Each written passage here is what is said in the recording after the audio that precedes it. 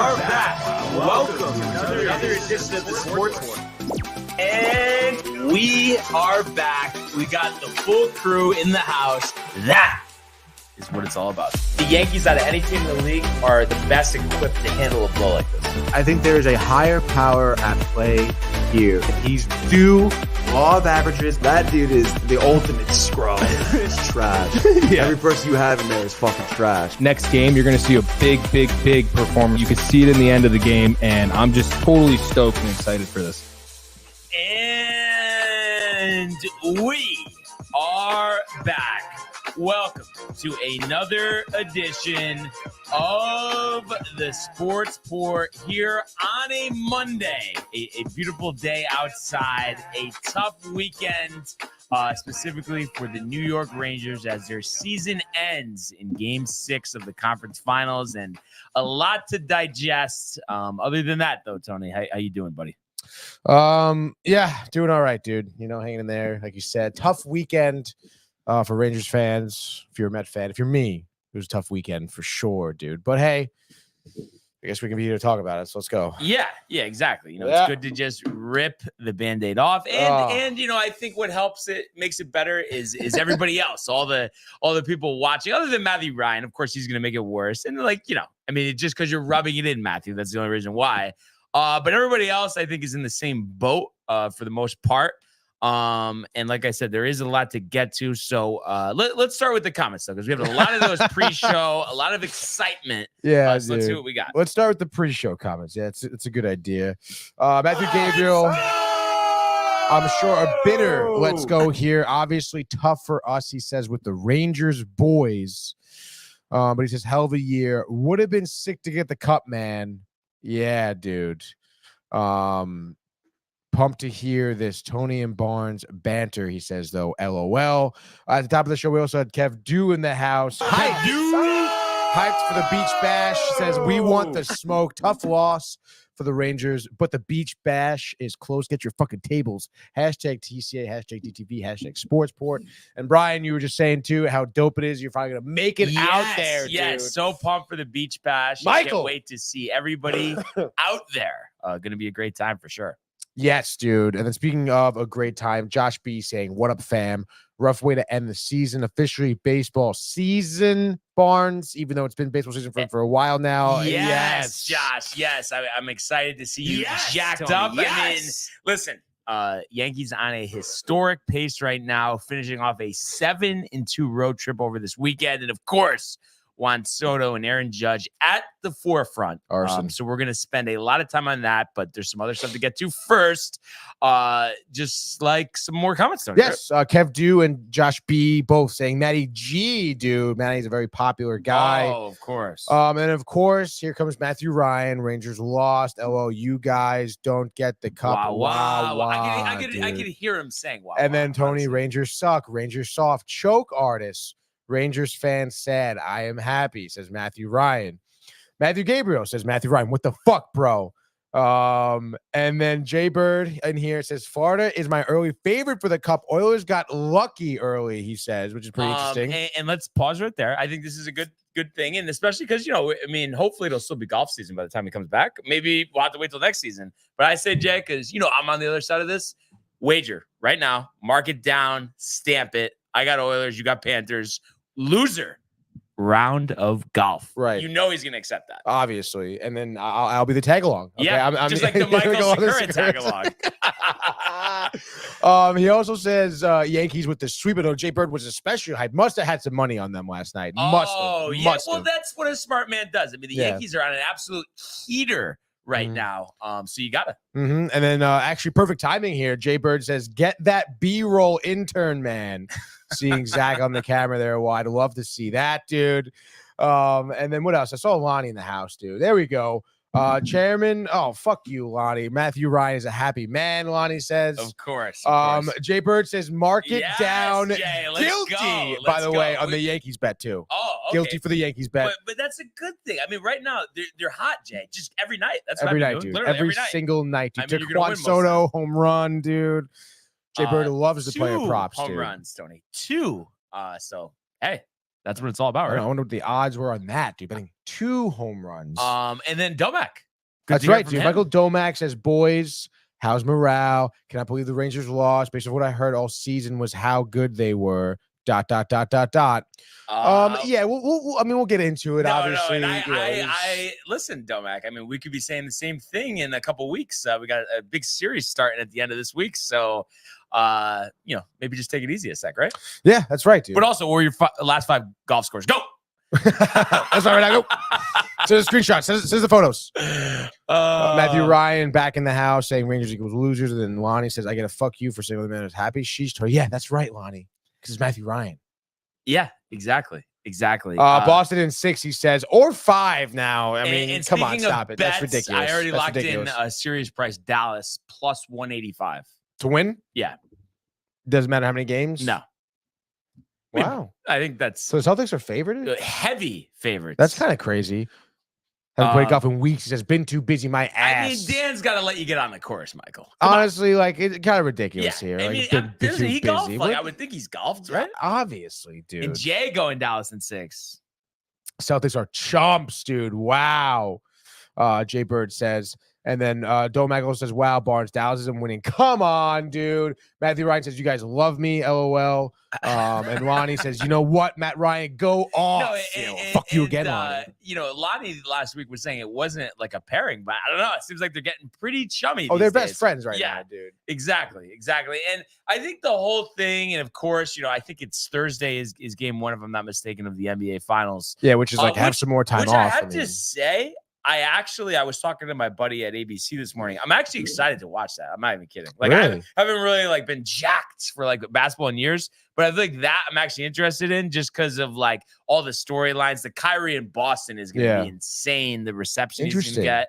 Oh my God. Yeah, it will be kind of crazy, dude. And I think it's just going to be a really good series. And also I think the reason why I just sided with the Mavs, besides that, I mean, geez, Luka and Kyrie have just been on this tear. It just seems like, I mean, let's be real. I mean, since 2008, every big spot, Tatum. 16 years later, they've come up short. Tatum, questions to be answered. I saw Zach Lowe, I think, chirping, saying he was not top 5 in the league, which I'm sure Domac, if he was here, would be outraged. Michael, oh yeah, Michael in the building. Wow, little sneaky there, Michael. Yes. Renee sneaking in too. Yeah. Because I mean, it's Monday mood, Tony. I think Monday, that's the Monday mood. Definitely a big Monday move. But the one thing I will say, too, just like the Giannis finals a couple of years ago, until you do it, you're always going to be that team that hasn't done it. But I just have a feeling. I don't know. I mean, Kyrie's been there before. Luka. I mean, I think we all saw since his year 1 in the NBA. I mean, he's such a star. He's destined to do big things. Hard to think he's not going to win a title. Michael in the building, dude. Thank you. Riard. Fresh DM. I don't know why I said Riard. Riled for the summer of McDavid. McDavid, let's go, baby. Let's go. We'll talk more about that. Sakura Books. Oh, by the way, Thursday for game 1. Oh, wow. Thursday night. It's so funny that you were going to suggest it. I was actually going to suggest the same thing. Well, I suggested the same thing first. So we're done. It's already done. That's sick, I dude. already just made the reservation. Yeah, I already called in the order, dude. All right. No, that's sick, dude. Let's go. That is going to be a good sick. time. And geez, I mean, I don't know, Tony, if there's time for us to talk. It seems like everybody else just wants to do the talking today. Yeah, dude. I mean, Jesus, Murphy. Let's see here. What do we got? Going back up here. That's right, Lonnie. Unleash yourself to Matthew Ryan, because Tony said, fuck me for no reason, dude. I have a reason. Domac says best finals since before 2020, maybe the 2021 Bucks finals, but other than that, it's been pretty boring, he says. And he says, I promise you, Boston will win. And Tatum finals MVP. I mean, where's Michael Buckner right now? And also, I think, while we're doing these wagers here, and who knows the next time, we'll actually see Domac, but I say let's do the golf wager there too. Why not, right? I'm sure he's down. You're feeling really lucky with these wagers, huh? Oh, yeah, dude. I mean, you saw how the Oilers, I just knew it, Tony. I just feel like I just have a sense of these things. And I don't know, like it's almost like, for instance, at the beginning of the year, basketball, everybody riled for the Clippers. This is the year that, you know what I mean? So same type of thing. Speaking of same type of thing, Jay Bird, but the house on Dallas, Barnes. Yes, Jay. Yes. And Matthew Ryan says, you got what I look like in the Facebook messages. Wait, what? I don't know what he's talking about.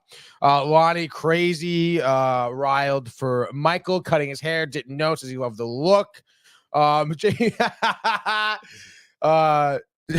Jay talking shit says he didn't even donate the hair, Lonnie.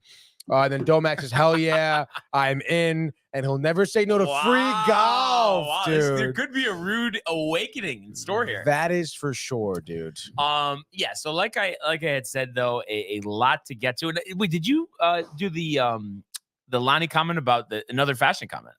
Or no? Oh, now that's a lovely shirt, Brian. I did miss that one. So appreciate that from Yanni.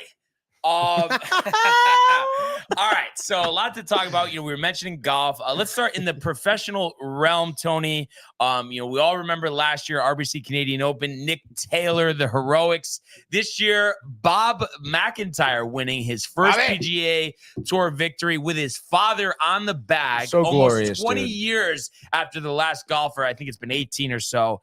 Won a tournament with his father on the bag. So that's a great story. He's exempt on the PGA Tour through 2026 and is also in the field for the rest of this season's signature events. And of course, the US Open and the Open Championship. I was listening to some PGA Tour radio this morning because I always tell you when my team is eliminated, Renee, that's the Monday mood we're looking for. I always, when my team's eliminated, I don't really listen to sports radio for a couple of days after that. Just let that stuff filter out, and then let's get on to the good stuff type of thing. So I was listening to that, and they're saying that he wants to go home to Scotland. So this week is actually going to be the Memorial Tournament. At Jack Nicklaus's course, Murfield Village, Dublin, Ohio. But supposedly, I guess he's going to skip that one, which I kind of felt surprised me. I understand. Probably just wants to relax. Obviously, major the next week.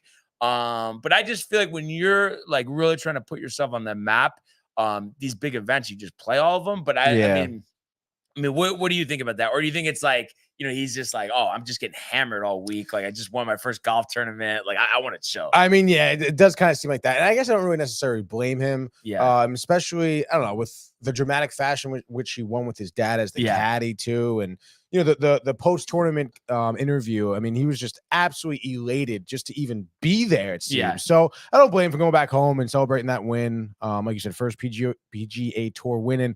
Do you know, because his father wasn't always his caddy, right? No. What was he the deal with his caddy? A couple caddies, and I guess they just weren't seeing eye to eye. And Yeah. he called him before this week and was like, listen, I need you. And I guess he's a greenskeeper at some course in Scotland. Yeah. He made the way over. And I would imagine you would think at least he's going to finish out this golf season, which is just a great story. Yeah, obviously. that really is tremendous, dude. So congratulations to him. Runner-up, Ben Griffin here.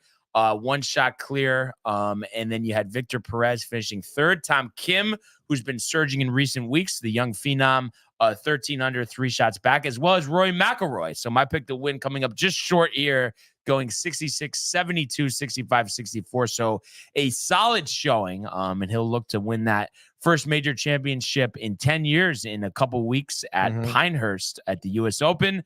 Corey Connors, your pick, I believe, Tony, finishing 6th here. 12 under par, 69, 67, Not 67, bad. 65. Joel Damon, a top 10, which is big. We know he's had his struggles over the years, and to get a top 10 at the Canadian Open, I think that's pretty impressive stuff out of him. So that was tied for 10th. And then Aaron Novak tied for 14th, 8 under par. Last year's runner-up, Tommy Fleetwood, had a pretty good tournament, 64 on Saturday, but a 72 yesterday pushed him down to tied for 21st. As he still looks for that elusive first PGA Tour win and, of course, major championship win. You have Stuart Sink, who's big on the Champions Tour, a 5 under, tied for 27th. So that was an accomplishment. Up and down weekend for him. Yeah, up and down week for sure. You look at Sink, 70, 66, 72, 67. Last year's champion, Nick Taylor, missing the cut, which was surprising to me.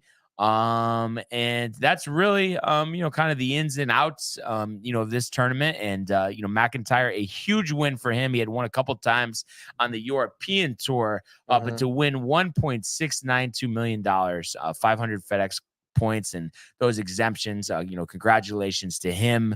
that's a great accomplishment. Yeah. How did Rory look?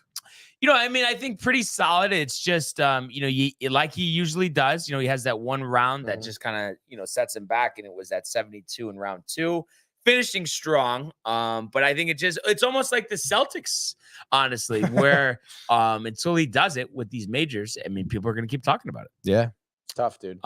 So definitely, interesting stuff for sure. We'll take a look at the Memorial Tournament on Wednesday. And I guess it's always been like this, but for some reason I didn't think, I guess actually it does make sense, because I do remember John Rahm a few years ago. I don't know if you remember this.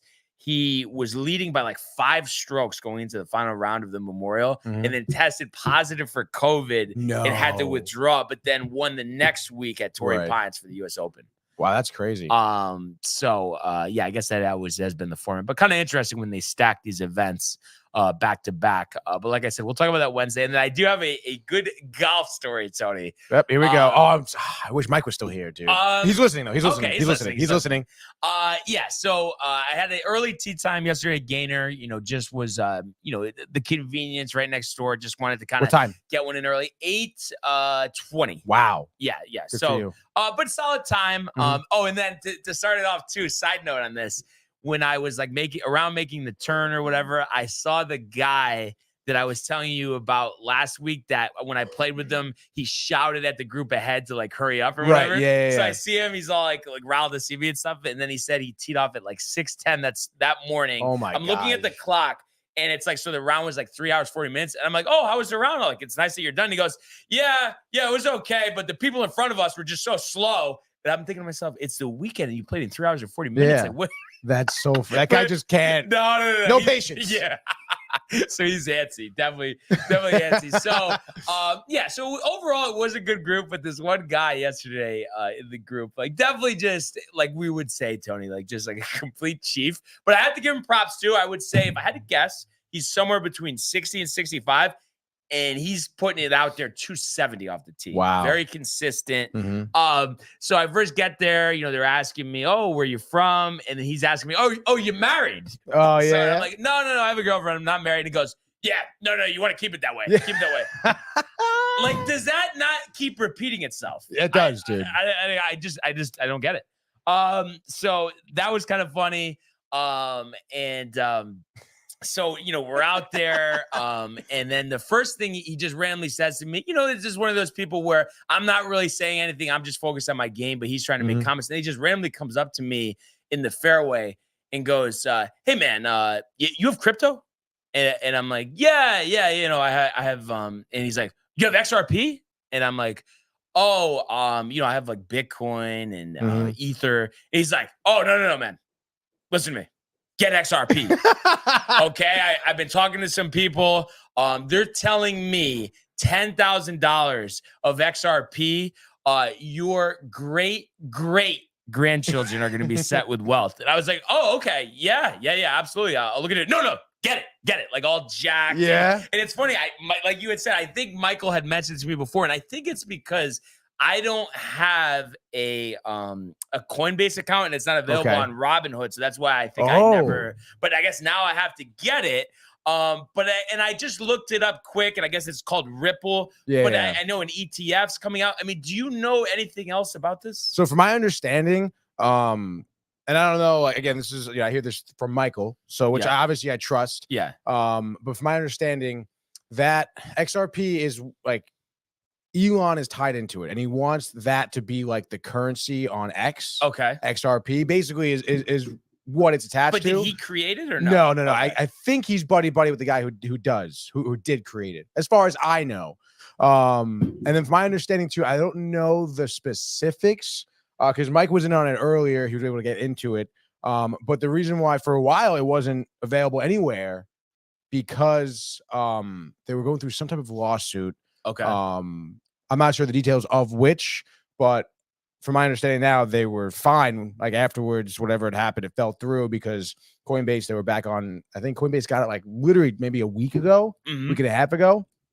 And I didn't know that Robinhood still didn't have it available. But from my understanding, there's a lot of upside potential here. Yeah. And it is like really cheap. It's like, what is 15 cents? I don't even think it's even that high. It's like 0.015. Oh, really? Okay. I could be wrong on that And one. I was looking at the chart too, and it seems like now is a good time because it doesn't seem like it's had like a big like pop yet, right? Right. No, yeah. No, so it's 52 cents. It is 50, okay. And I guess the past 5 years up 72 cents, but at one point in 2021, about 3 years ago, 3 years ago in May, it was at 154. So it seems like this is kind of like, you look at the graph here, Tony. I don't know if you can see from there, but it's like, it seems like we're at that point where it's like ready to go. So I'm actually riled about this, and I think I'm gonna have to get Coinbase. Yeah, definitely. And Michael's in the house, hyped, obviously. But attached it to Doge. You know what he means? Yeah. So he's saying that Elon wasn't attached to XRP. He's more attached to Dogecoin. Oh, and then the XRP lawsuit is about the ETF, I'm guessing. Yeah. Okay. Gotcha. So I'm riled. I'm all for new investments. Kind of had the same group of things for a while now, so it'd be nice to kind of add something to the mix. So yeah, let's go. I love to hear that. That's for sure. So I thought, that was interesting, and I did think of Michael right away because I just figured he would know, and he did. It's funny that you said, because at first I wasn't thinking that he mentioned to me, but then when you said that, I was like, oh yeah, he definitely did mention that to me. And it's coming. The pop is coming. So he's excited for that.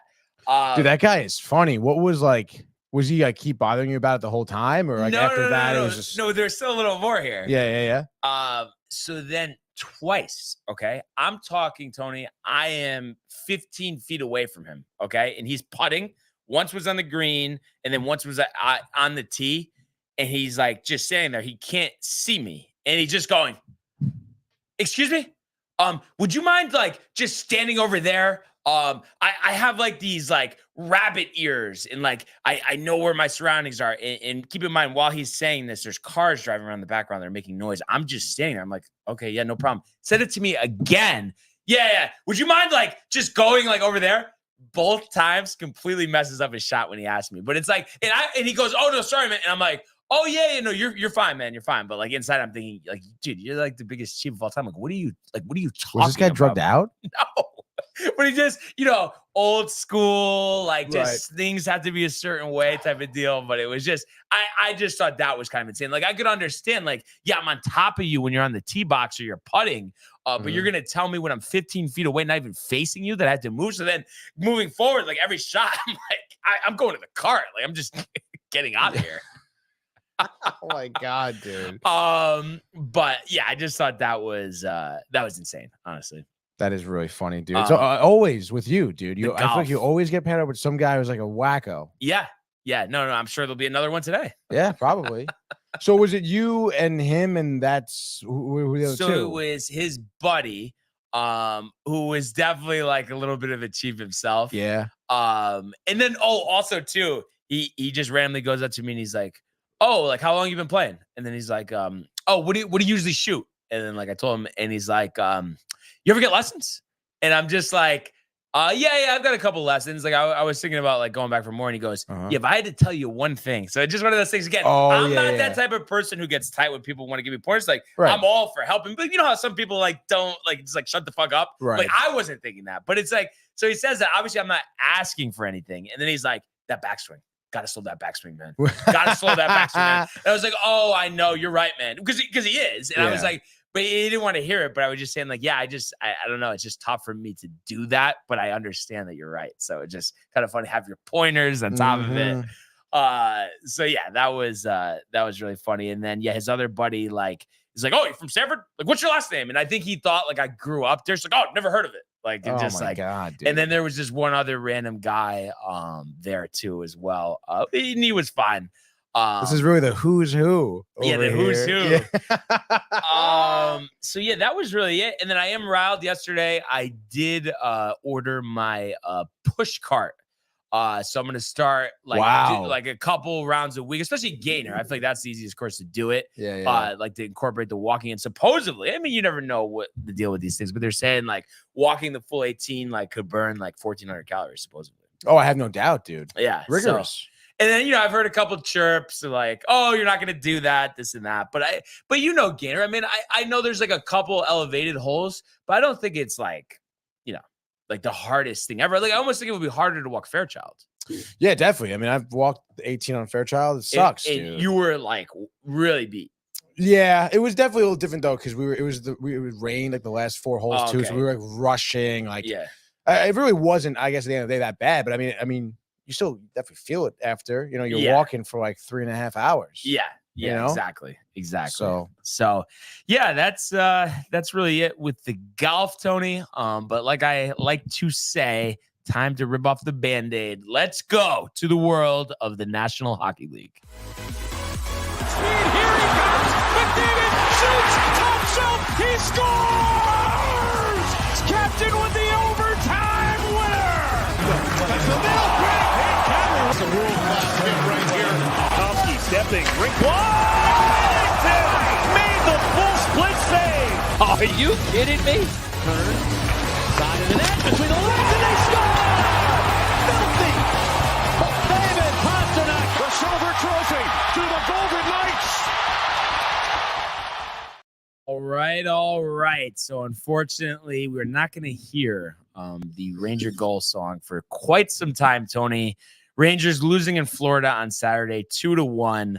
And I was mentioning to you before the show, I was watching at the rooftop at Sign of the Whale, Stanford. Definitely a great spot. It was a perfect night out, packed, tons of Rangers fans there. I bet. So watch the second and third period upstairs, at dinner downstairs for the first.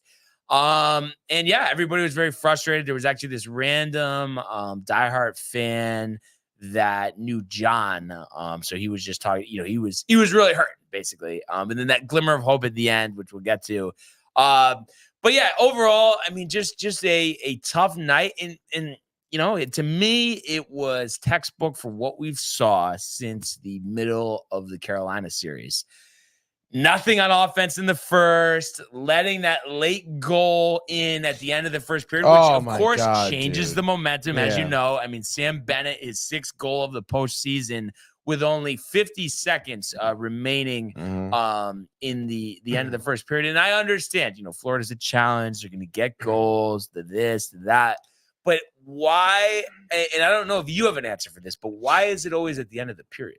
Like, what is the reason there? I mean, that's really, honestly, a great question. And I don't know, man. I mean, I honestly, looking at it, top of my head, it's just a coincidence that happens. I mean, I don't know if the Panthers, like, just because they, I don't know if they pick up on it, or they just know it for the next 15 minutes, they're going to be sitting down. So they put like a little extra out there. But I mean, we saw it in every game. I feel like at the end of the period, I mean, it's the Rangers that seem to have been facing a barrage of shots. I mean, I guess that's just what happens when you're chasing, an entire series or a game, even, the entire period. At one point, it looks like that they're like, you watch the Rangers play towards the end of periods, and besides obviously the third periods, because there's nothing to lose at that point, but they're almost like playing for the intermission. They're dumping the puck in. They're just kind of like, they're just trying to defend as opposed to attack towards the end of this period.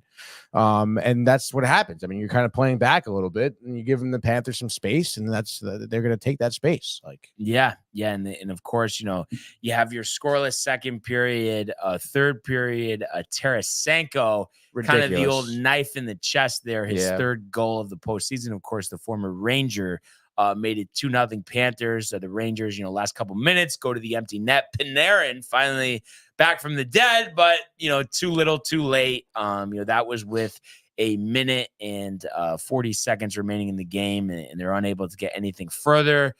Lose 2-1 and lose the series 4-2. Losing the last 3 games of this series after, having a 2-1 lead, and eerily similar to a couple years ago, with the Tampa Bay Lightning. So just, we all know, I mean, gut wrenching, and you look at this series, kind of crazy that, besides game 1, each game was decided by 1 goal. So it shows, how close, but yet how far. And, I definitely have a lot of thoughts on, kind of just, why this happened and what to do moving forward. But like, what is, your first thought here? I guess in terms of, I mean, I know everybody plays a role when a team wins or loses, but like, what stands out to you as like the biggest culprit of why this series didn't go the Rangers' way? Like one person, a player or a general team thing, anything with coaching. I mean, what would you say? I mean, the biggest thing that they weren't able to do is score, and I think Yeah. there's a multitude of reasons why. You saw a lot of these players, and I guess you can even say you saw it towards the end of the Carolina Hurricane series, I guess. But really, it was more evident, if any, they're against the Panthers here, that I don't know, a lot of these forwards just weren't able to take command of the game. Again, I'll point to Kreider, in the final game against the Hurricanes. That's a good example of one guy kind of taking a control of the game. But even when you look at Kreider, I mean, his bread and butter is in front of the net. Like that's not necessarily a position or a role that you can say, hey, like you're going to go out there and score. He needs a team around him. He has to be set up. He's got to be set up, And again, you see the breakaway goals that he has, but again, you can't rely on that all the time, And now, you look at that Panarin goal in the last game. That is really, I mean, that was what Panarin was doing all year long, But that was the first time I think that Panarin had time and space, dude. Like literally, he had a second to collect the puck, look up, find an area, by Bobrovsky that was exposed, and just snapped a wrister over his shoulder. It was a beautiful shot, dude. Like literally, so like a really impressive wrist shot, quick. Bobrovsky was totally beat by it. And I mean, I'm like sitting there like why could you not have found or given Panarin time and space at that point? You have to make that happen, and without a man advantage, you figure out a way to give your guy, your Panarin in this instance, like some time and space to make a move. Florida did do a great job in eliminating, how much time, how much comfortability, how much space the Rangers had to play with. And I mean, that's when you see no offense because they're dumping the pucks in and stuff like that.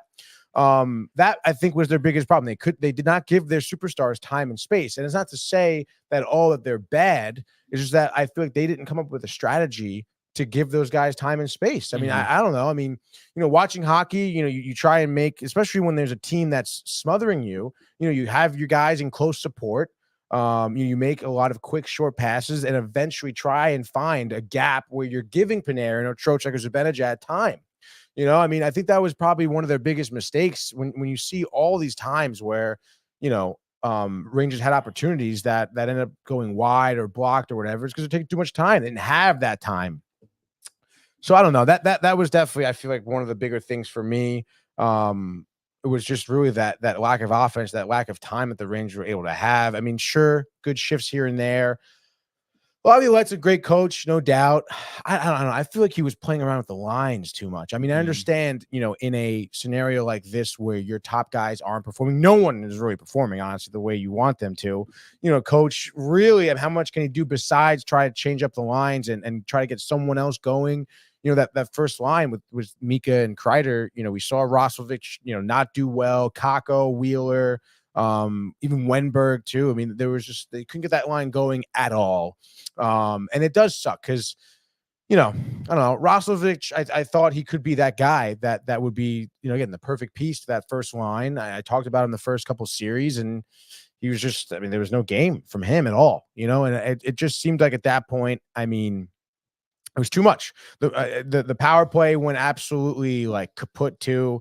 They were 0 for 1 last night. Yes, Panthers, great job. Stay disciplined. But at the end of the day, I mean, you got to figure out a way when you have those opportunities, and the Rangers didn't do that. And then that's why you're seeing now, I mean, the margin for error was just so tiny for the Rangers. You mentioned the 1-goal games, that's what that was. They had no offense because of that. And it's like, yeah, Igor did great, I guess. I mean, he did do great. Not that I guess. But in my opinion, Bobrovsky outplayed him in the series. But I don't think that had anything to do with it. No, I don't think it had anything to do with it. I mean, Bobrovsky playing really well did obviously have something to do with them winning. But it's not like Igor did bad. And listen, I know Bobrovsky did well, but I mean, as well as he did, I think it's the Rangers' ineptitude on offense. It made him play well. You know what I mean? Yeah. It's like they could have, it wasn't like it was obviously Yeah, you look at it, it was hard for them to score, but I'm Yeah. saying it shouldn't have been that hard, regardless of how well he was playing. Yeah, no, He shouldn't have I been mean, able to do I better. agree. I mean, it wasn't even, it's not even that it was hard for the Rangers to score. It was hard for the Rangers to get shot attempts. Mhm. You know, I mean, like we know the stat of how lopsided the shot attempts were. But I mean, again, like it's tough because it's 1-goal games, and in those big spots, it's Bobrovsky. I forget who it was on, but Saturday's game. I mean, there was, I think, second period, maybe third period, wide open net, and he makes a ridiculous stretching glove save. And that happened at least once in every game where he made some crazy, ridiculous save. And that is a difference in 1-goal games. You know, those saves in the big spots, you got to tip your hat to Bobrovsky. And you do, like I said, tip your hat to Florida. I mean, in my opinion, it's what's disappointing the most is that just the Rangers, like I was saying all series, just were not able to play their game. They just were not able to figure it out. It really does. It sucks, you know. It's like really like just gut wrenching. For a season like that they had to end like this. On the road, losing a series, Eastern Conference Finals, 4-2, seemingly, you know, never really having control of it, especially being doubted the whole fucking playoffs. Like I feel like crazy, dude. It does really suck to see this, and you know, I mean, I guess it's just on to next year at this point. I mean, you have a good coach in Laviolette, you have a great goaltender, you have good pieces on your team. Again, you certainly have the ability to put yourself in a position again next season, like you did this season. But I don't know, those players just got to show up, dude. Like, and speaking of, on to next season, off season, have you had any thoughts of, specifically what you'd like to see change and what you want to see them do? I mean, it's going to be kind of tough to move some guys, I guess. I mean, obviously, like Panarin, Kreider, Mika, Trocheck. I mean, they're probably not really going anywhere. They're making a lot of money. I want to say, I'm not sure. I know I think I probably still have it up. Because I know a couple of them go on a couple more years. Yeah, Panarin out of those three, but the next one to be a free agent, but not till 2026 season. I mean, I know Kakko is going to be a UFA soon. He's a restricted free agent this offseason. Obviously, Wenberg, Wheeler, Roslovic. I mean, you don't need those guys. I would not bring them back. Maybe you can think about Jack, but I mean, I don't know. That playoff, the drought against the Panthers, sucks, dude. I know he's 27. Maybe you can, but like Wenberg, no, he was kind of useless in my opinion. Yeah, he was useless. Really, even in the regular season, didn't really do much. Didn't really do what you expected him to do anyway. It's tough, dude. I mean, it should be interesting to see what happens with Hedl. I mean, obviously didn't play a ton this season. You tried to throw him again. That was a weird thing to that. I feel like Laviolette tried to get going as Hedl, but I mean, that never really worked. You're probably going to stick him around, like, have him stick around for this year. Again, if he was on any pace too, by the way, I mean, that he was in the beginning of this past season. I mean, that'd be a great addition. Honestly, that's another great guy to have. But okay, so you don't want to get rid of him. I wouldn't try to get rid of him yet. Okay. It sucks with the concussion out for the whole year. Again, I mean, that was someone he would be a great addition to have for the entire season, I thought. Obviously, Lafreniere finally gets going this year. You're going to want to stick him around, keep him around for sure. Barclay Goudreau, I don't know what you could get for him. I mean, I was going to ask you about that, actually. I mean, he had a gritty postseason, and he was honestly a big reason why you even won a couple games, too. We know about the OT winner and everything like that. I think he had, 3 goals in 2 games, too, at some point. 2 shorties. With 2 shorties. I mean, that's someone maybe you could move. He's physical. Would you have to retain anything, or 3.6 isn't that bad? I don't know. You may have to retain a little bit of that. But if you're retaining some of it, does that make it worth it, or are you better off just keeping him? I mean, if it frees up some money, again, I don't know what the rest of the unrestricted free agency pool looks like and stuff like that, but I mean, definitely I think it'd still be worth it to move him, to be honest. You want to look at some of the defensemen here. Gustafsson gone. Yeah, I guess. I mean, I don't think you're going to sign him to another year, but like he's 32 years old. Yeah, he was solid on defense, I guess. Physical, good, but I mean, I don't know. I think he can do better, in my opinion. And obviously, that's really the only one. Maybe. I mean, Braden Schneider, I like. Ryan Lindgren. You're not going to get rid of him. I think they're going to try and keep him around. They're both restricted free agents, the two of them. So I don't know. I mean, it is really tough, dude. I mean, obviously, you want to look at this team, and you mentioned not having that star that can control a game. It's so tough, dude, because obviously you're looking at the playoffs specifically, but it's just like these guys are so good in the regular season. Why can't they do it in the playoffs?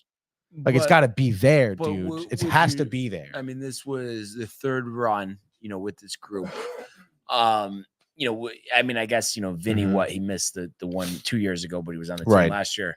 But wouldn't you say then, I mean, it's time to start, switching things up and moving out some parts? I know, dude. It's just so tough to come to terms with that. And again, I mean, I know you said it's the third run with this kind of group of guys. But I mean, it is, I don't know. I guess for me, I mean, it's almost like a year one or year two though, because Laviolette's a new coach. Lafreniere, again, like a newfound confidence in his game. I mean, it's totally different. I mean, I guess I think about the guys at the top.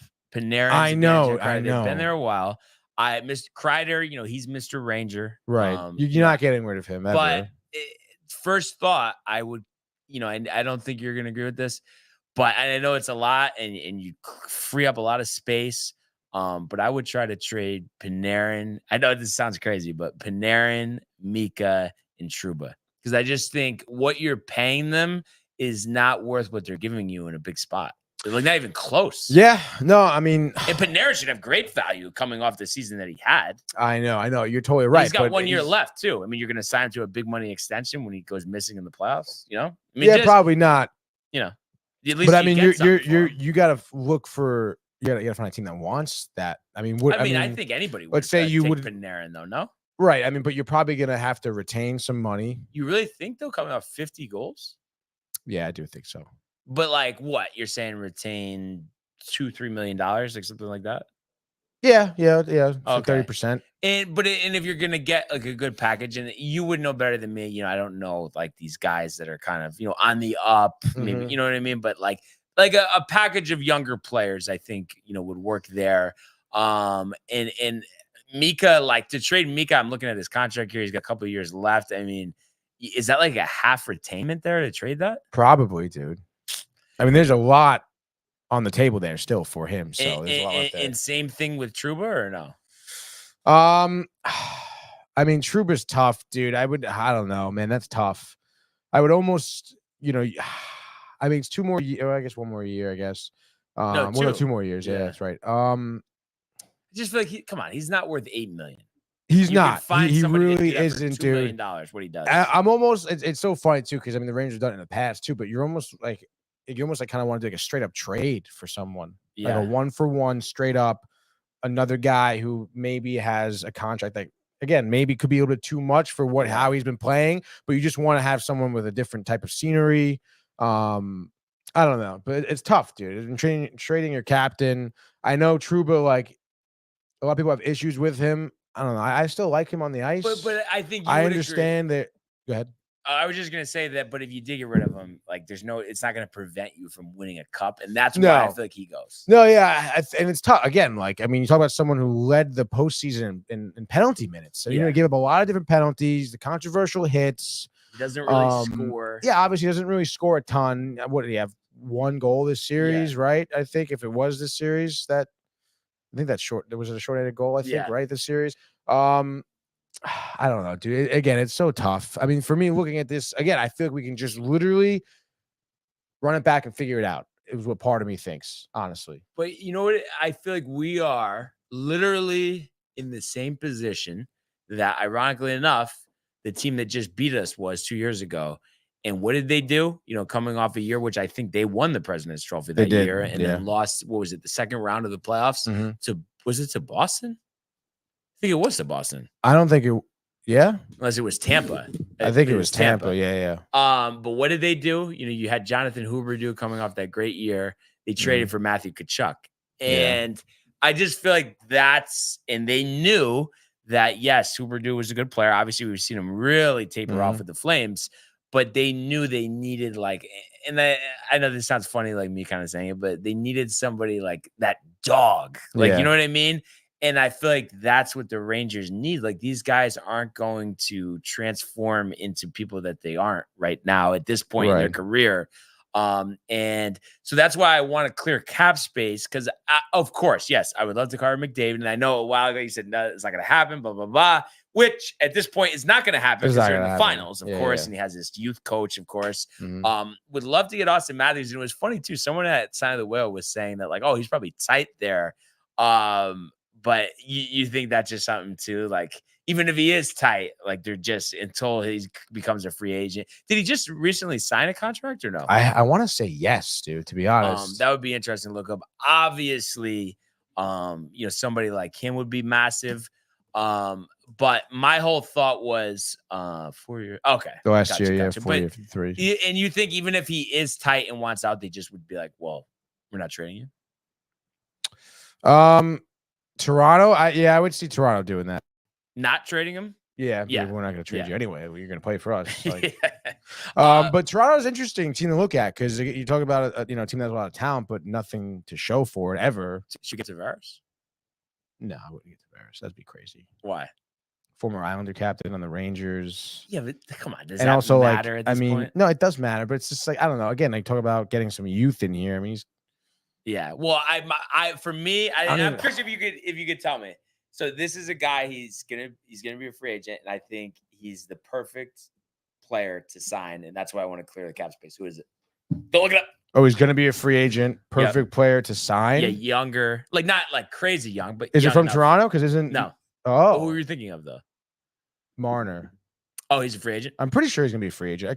I'm pretty sure. He's gonna be a free agent. I don't know, who is it? Jake Gensel. Really? Mm-hmm. Yep, that's the guy. He's been great in the postseason. And obviously he's scored goals against the Rangers, just did in their series, with the Hurricanes.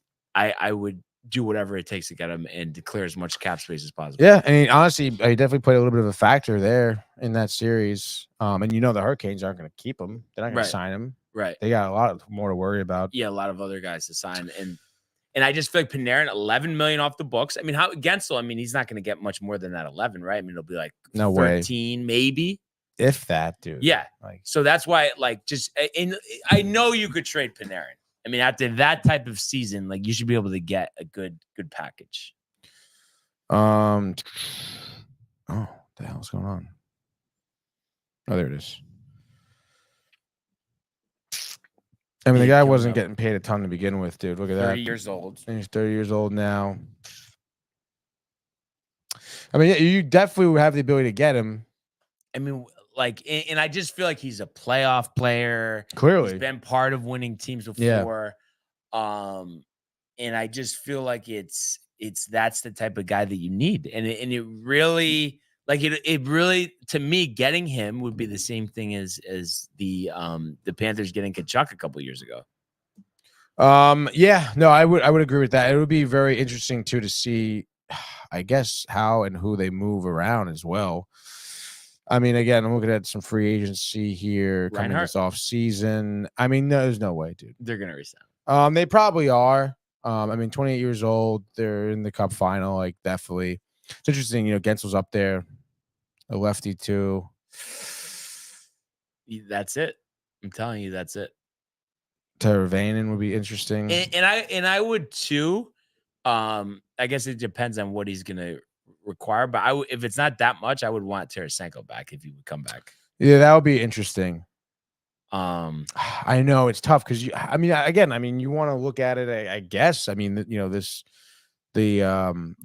players and the Rangers, and the one thing they do lack is anyone who has a cup, I guess. And I don't even think you need a guy with a cup. Like Matthew Tkachuk, hasn't won a cup yet. But I just feel you could just tell certain players, like, there's no the excuse of like, oh, it's a tough opponent. Like, there's no tip of the cap. Jake Gensel is gonna score that goal. Yeah. Yeah, no, I mean, definitely is, dude.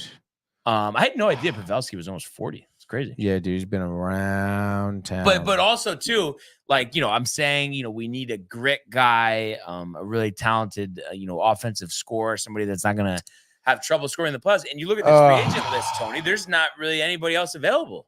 I know, like because if you're saying that Reinhardt's going to go back, Yeah, Reinhardt, I would imagine so, dude. I mean, again, you want to look at the free agency list here. Your Tarasenko and Reinhardt are really the only ones for you're not Florida. going to sign Stamkos. And yeah, I would imagine Tampa Bay sticks with him. I mean, there's no way. And Henrique is okay, but I just feel like he's older. Like it's not, you know what I mean? He might want to stay in Edmonton if they end up winning the cup.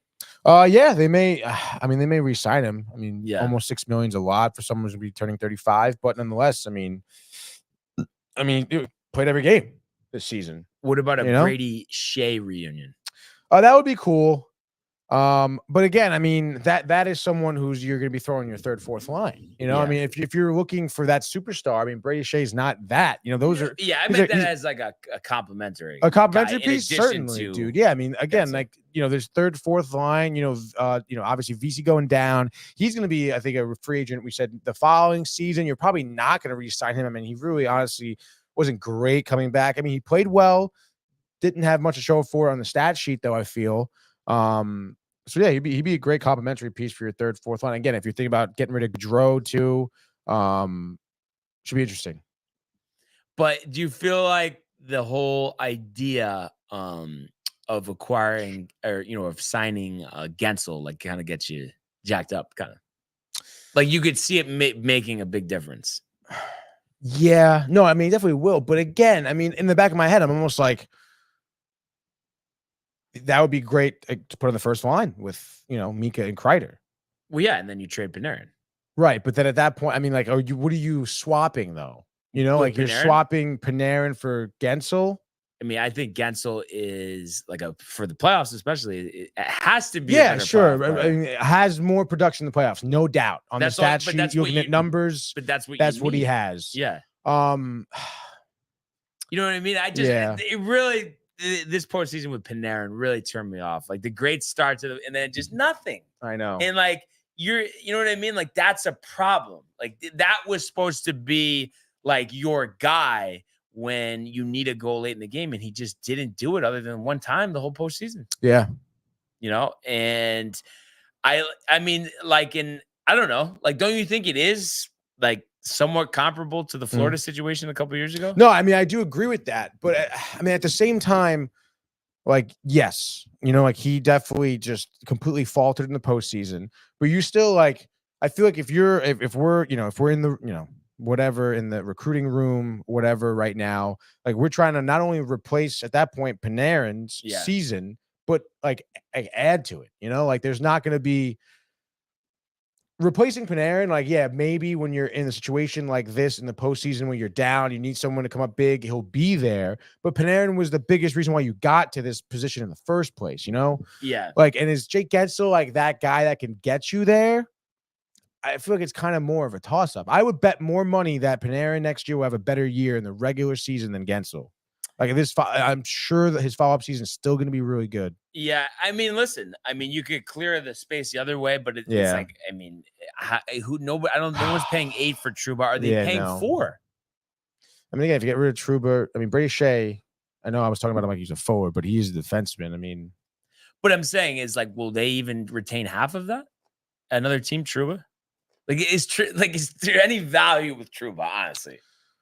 That some team is going to be like, I want him. I mean, yes, there is going to be value. I mean, he is a presence on the ice. Yeah. He's a big body. He has made some great plays, and he is the captain of the Rangers. The guy has some leadership qualities. I know a lot of people question that, but regardless, the man has been voted by that team to be the captain. So clearly, he has value. $8 million a year, production-wise, he doesn't have that much. So, yeah, you're going to have to retain, I don't know, 50%.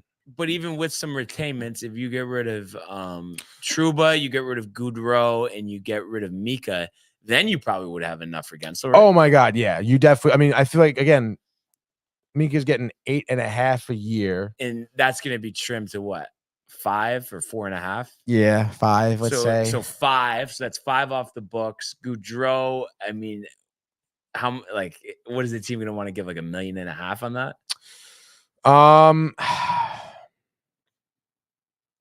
Yeah, I mean, I can see it honestly. Well, he's turning 32. I don't know. That's tough. I can see maybe you weaseling your way, honestly, about half. yeah. And then Trouba half. So that would be like around 10 million. That's I know, enough. That's more than enough to get Gensel. It should but you be. think he's not per gonna year? make more than 10? I don't think so. Yeah. Well, that might be the path then. Yeah. And yeah, But I mean, you still gotta you gotta replace these guys. Then you gotta figure out a way either bring people up or get the Rangers fan I was talking to was Ralph for Edstrom. What's the deal there? for Edstrom. I mean, he came up a little bit on the side of Rempe. They were both up. Yeah. Remember, fourth line, both big bodies. Yeah, I don't know. Obviously, Rempe more of an impact with the fighting and everything like that. So I think that maybe just overshadowed Edstrom, but he played well when he was up here. Yeah.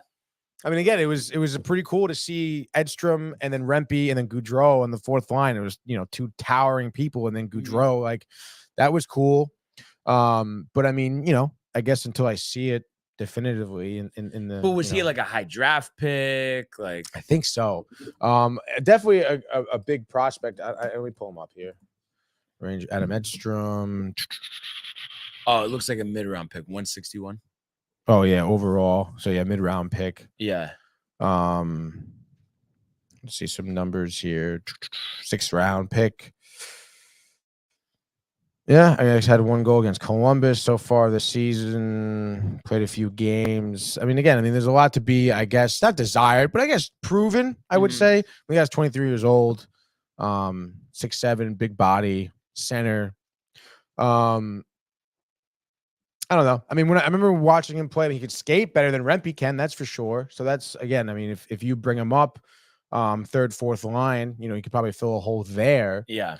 But again, I mean,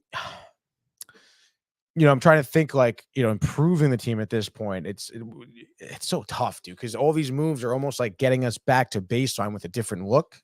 You know what I'm saying? But I guess, I mean, you never know. Like you said, I mean, Edstrom could be a star next year. Hito could be a huge X factor. Lafreniere, you're banking on him, back-to-back great seasons, even building upon, honestly. Yeah. So, I mean, it could work. Just make a couple simple moves. I mean, but what about like what we just talked about, them doing that? Like, are you in favor of that? Or you still have this thing like, that you just almost want like the same group? Yeah, I don't know. I mean, I'm never a huge fan of blowing up teams, especially in hockey. I don't know. It's because, like you said, you can make one good trade and the team could be a little different. But yeah. I mean, yeah, I would be in favor of it. I mean, if Drury does that, I trust Drury. But that's interesting you mentioned that. I know overall, like, it's been positive, but any flack he has to get for, who he acquired at the deadline. And then when we're really thinking back here, how some of these draft picks have flopped. I mean, because I think at the time we both agreed we were tight about the trade deadline. You know what I mean? Yeah, we dude. were Very expecting Gensel. So it's like if we had acquired him, and James Dolan wasn't concerned about the sphere draft. I know. Would it be different? Would it have been different? I mean, yeah, I think it definitely would have been different. Maybe Dolan would be like, hey, do whatever you need to get, that extra guy. But I think at the end of the day, with what Drury, I mean, again, I don't know what happened behind closed doors. Jack Roslovic, I mean, he was a good get. He really was, dude. He played in the first line successfully. Wheeler went down. I mean, he was a great replacement. Better, like he did. But I think he's that type of guy, like you're getting, like, oh yeah, like we'll mix him in, but like, you know what I mean? That's like the complimentary deal. But they didn't get the big deal. They did not get the big deal. Wenberg, oh my god, like come on. Wenberg was kind of a bust for sure. Yeah. I don't know. I mean, I feel like at the end of the day, like, the Rangers doubled down on their stars and thought like, oh, hey, like Panarin is having a great year. Mika is having a great year. Trocheck is having a great year. I don't know about Mika, but everybody else, yeah. I feel like he was kind of sleepwalking through most of the year. I guess he kind of had some goals later on. Yeah, I mean, he did. Yeah. He did not score a ton at the beginning of the year. Yeah. But regardless, I mean, it looked like you had a team that was, gonna make it to the Cup final. I mean, I know a lot of people were down on the Rangers, but I don't know, man. I mean, we watched a lot of games this year. Like, there was nothing indicative to me that the Rangers offense would be shut down this bad, And again, against the Panthers too, they played the Panthers in the regular season. Yeah. And they played them well. They beat them. They beat them in the regular season. Well, yeah. I mean, I think what they lost 2 out of 3, right? Did they lose 2 out of 3? I think so. Yeah. Oh. But I just think because like you talked about doubling down the trade deadline, so that's why I'm like very like let's move some stuff around because Yeah. like, otherwise we're tripling down if we don't. I know.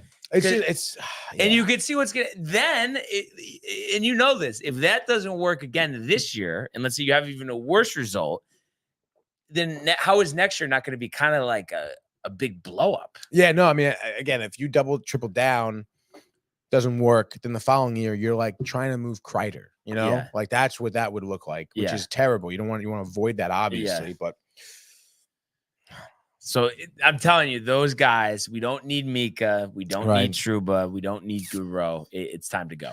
And it would be interesting to see what Drury does because.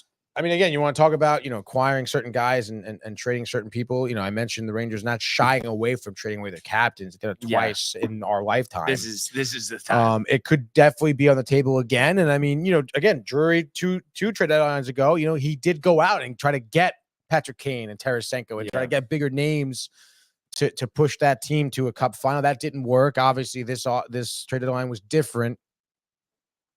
I would honestly say a trade deadline this year was better than last year's, though. I mean, again, like those big names he got, Kane and Tarasenko, great, riled us up. But again, like their production in the playoffs were, I feel like, even less, dude. Yeah. And it's tough, dude. I mean, obviously, you talked about getting Tarasenko back. I mean, it would be cool to have him back, I suppose, in the Rangers. I mean, again, you see him playing, for the Panthers right now. Yeah, right? like he's kind of showed up a little bit, which is interesting. I'm telling you, Gensel and Tarasenko, like next year at this time, we're prepping for the Stanley Cup. I'm telling you, if you say so. And Mika, it's time. The value might only get worse, Tony. Like, yeah, I mean? At least he's somewhat tradable now. And I mean, if you really want to look at these guys too, I mean, you think of the organizations that they came from. Like he came from Ottawa, which wasn't good. Like Panarin. I know we mentioned Chicago, but they came from Columbus. Which obviously wasn't really competitive. I don't know, dude. I mean, it's tough. Well, and I think too, we're seeing there's a difference between being a really good player and being a player that's part of a championship team. Mm-hmm. And I think that's what we've seen here the last couple of years. Yeah. We're close, but it needs some tinkering. And I really am confident that if they are able to do something like that with Gensel, and then add a veteran like Tarasenko and maybe get Brady Shea to replace Jacob Trouba, I think it will work out well. So it'll be interesting to see. And you think this is kind of like a no shit type of question, but no way they're considering anything with Laviolette, right? No. But I could see like if next year like they don't get back to the same point, like it seems like it's been a 2-year cycle the last couple of coaching hires. Yeah, it's tough, dude. I mean, again, you want to look at Laviolette. I mean, talk about a team that bought in right away, though. I mean, they really did buy into what he was selling there. I don't know, dude. It's really tough. I mean, that's the type of guy. I mean, I know he's been around different teams and stuff like that over the course of his career, but the fact that he's remained in the league for this long, I mean, the guy's a good coach, like no doubt. And I think Rick was saying the problem is like why he ends up wearing out his welcome is like after a team hits success, he's still hammering home the same things, and like they get tired of being like pushed so hard in practice, and that. But it's like, well, listen, I mean, you didn't get where you needed to this year, so you should be expecting to get your ass beat. Oh yeah, at practice next year. I mean, he does. He expects a lot from his players, like no doubt, rightfully so. Yeah. But I don't think he'll be going anywhere. Yeah. So listen, it's a tough day, but we have to kill the offseason. You know it. And also the Sphere. I mean, let's go. Like we've had a couple chunks in the first. They can't miss on this pick. They really can't miss at all, dude. Again, I mean, you're probably going to see like your second overall pick, like leave in Kako. Like he's definitely going to be bouncing probably. Oh, because he's a restricted free agent. Yeah. And you're not going to re-sign him. Why would you re-sign him? Yeah. To what? But there's nothing, but isn't there something? How does it work in hockey though? They have to like, is it they tender him something and then if a team signs him, they can match? Does it work like that or no? I think so. It's let's see, dude, restricted. This summer, my guess is other teams would be interested if the Rangers decide to shop him rather than give him a contract. He's still only 23, could benefit more from consistent ice time, stops, whatever. But what are the freaking? I mean, let's see what the Post has to say. Chris Drury, Rangers already have 75 million committed for the next season. Those pending free agents, 3 big ones to watch are all restricted: Lindgren, Kakko, Schneider. Oh wow, and they already have 12 million of space, so that's why especially you move a couple of those guys we talked about. Yeah, you'll even have that's the got to do it. Mm-hmm. That has to be it. That has to be it. I know he's going to be sought after, but give him the biggest deal. Just do it. And then 3 big ones to watch. Lindgren, Kakko, and Schneider. What is there to watch there, Tony? I mean, it's like those are indispensable guys. Are you kidding me? Yeah, I mean, I guess so. And especially, I guess if they want to bounce, it does free up some more space here. Lindgren, particularly, is a linchpin. This guy says, for whom the Rangers will need to juggle some pieces around in order to keep. Yeah, that would be. I guess it sucks, dude. But he's not. Is he really that good, Tony? I mean, honestly, dude, like. In my opinion, yeah. I mean, just, again, talk about someone who has presence on the ice, and dude, the amount of black shots that he has over the course of a year, that guy certainly puts his body and life on the line, honestly, for a team, which is kind of crazy. Wait, go down a second. Oh no, I didn't know if you were inside. Drury can opt to trade Lindgren's for free agents' rights, which likely net a strong return. But such a move would be one of the last resort, given how crucial Lindgren has been to Rangers' success. Schneider, straightforward, standout playoffs, looks like a permanent move to top 4 next season after finishing his entry-level contract. Should get a bridge deal, perhaps in the range of $3 million annually. Kakko, complicated case, healthy scratch, game 3, conference finals. We know. Tried to put him in there, didn't work. 23-year-old. Preferably while saving some money, trading Kakko's restricted free agency rights is an obvious move. Yeah. So I feel like we kind of we have a vision here. Yeah, it does seem like it. Again, it's tough, dude. It's interesting to talk about Wheeler's retiring. That's interesting. It would be a surprise if all Rangers unrestricted free agents either ended up going elsewhere. Did Chad Rudewall even play this year? 5 games, maybe? Yeah, really. Yeah,